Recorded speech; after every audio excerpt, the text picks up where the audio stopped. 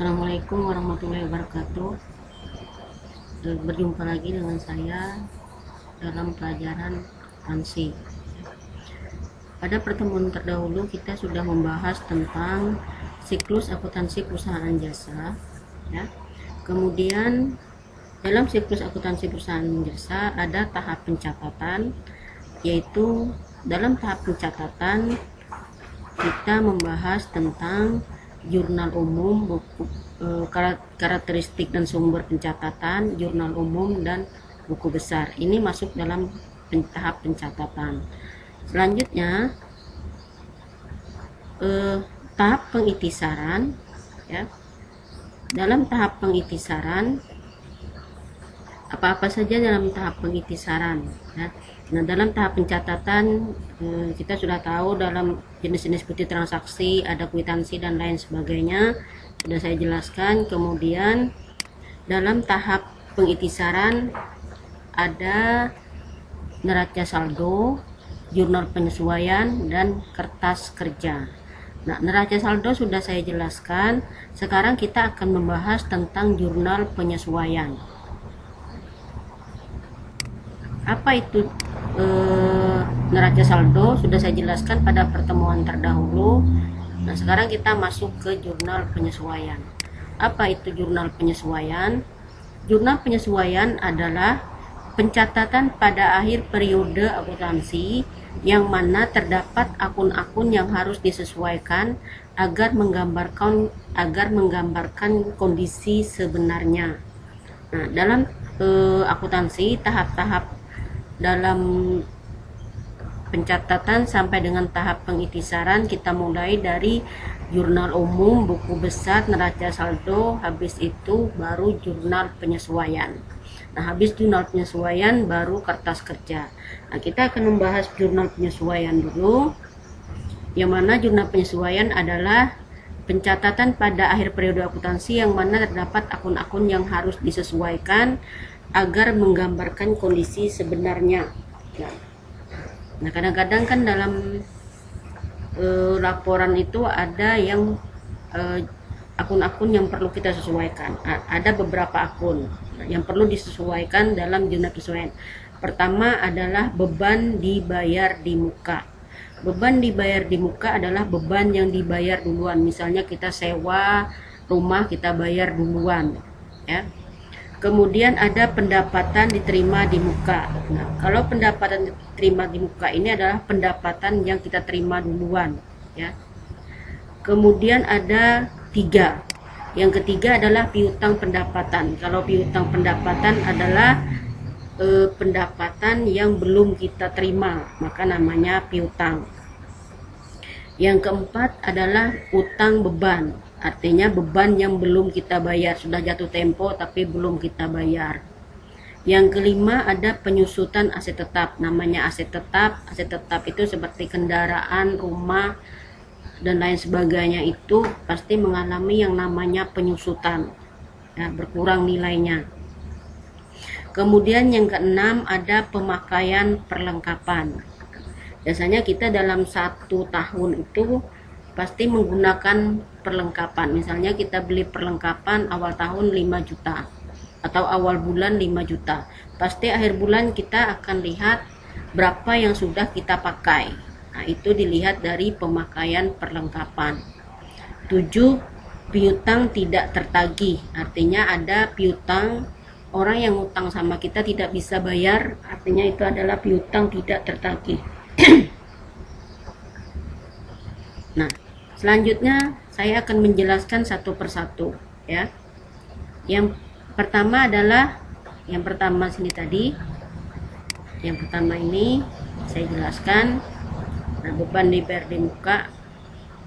Nah, beban dibayar di muka adalah transaksi yang awalnya dianggap sebagai aset, pertama kali dibayar, tetapi akan menjadi beban selama periode akuntansi berjalan.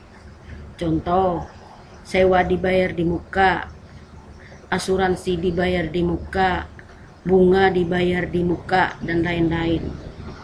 Contoh soal. pada tanggal 1 Agustus 2017 dibayar sewa gedung untuk masa 2 tahun sebesar 24 juta.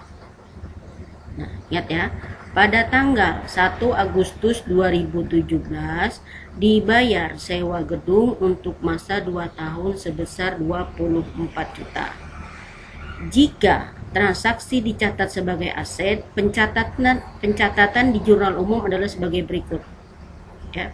Sewa dibayar di muka 24 juta di debit, ya, ini di jurnal umum ya.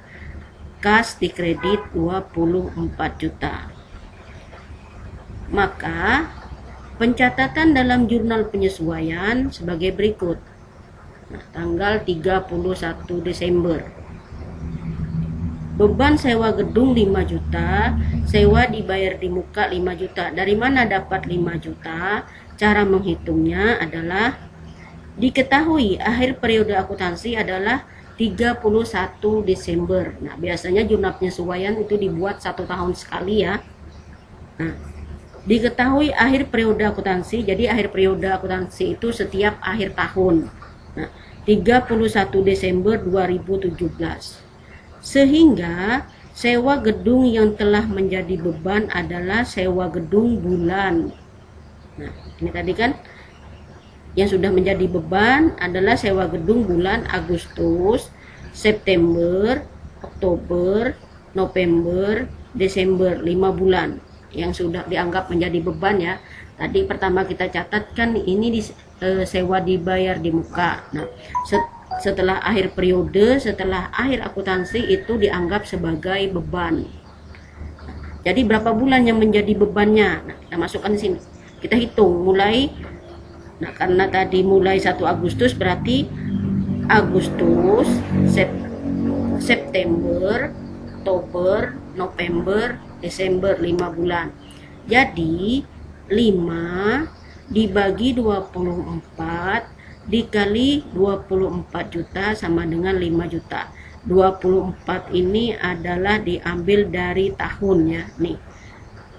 2 tahun. 2 tahun sama dengan 24 bulan.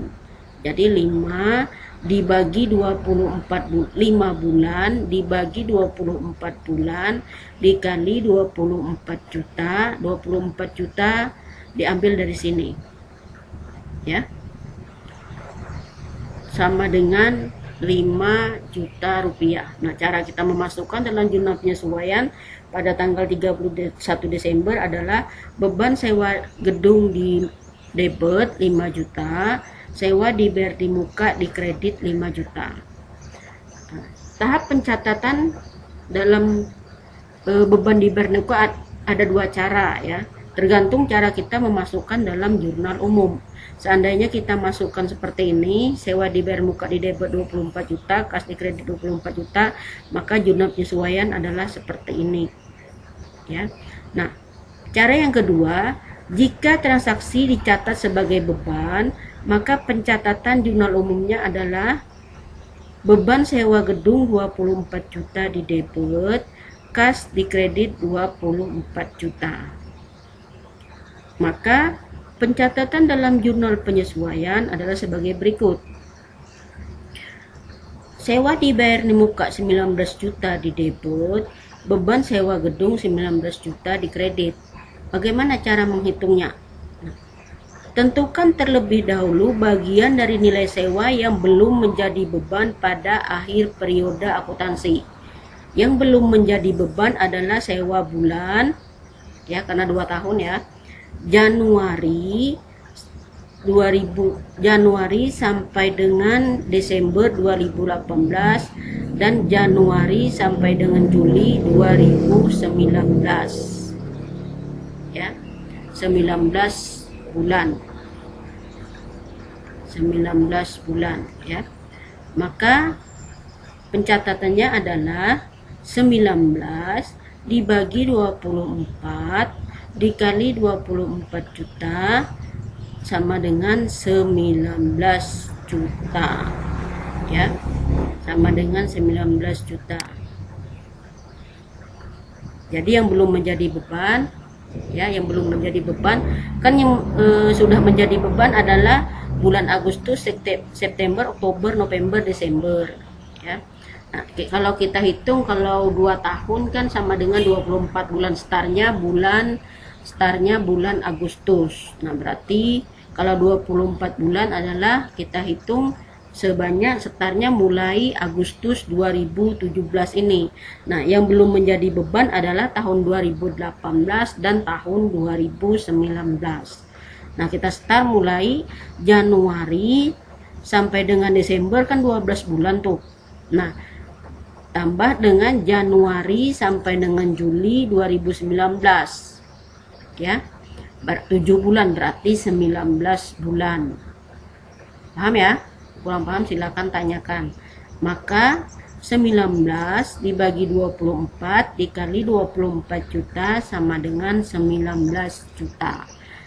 Nah, ini tergantung pencatatan kita dalam jurnal umum ya.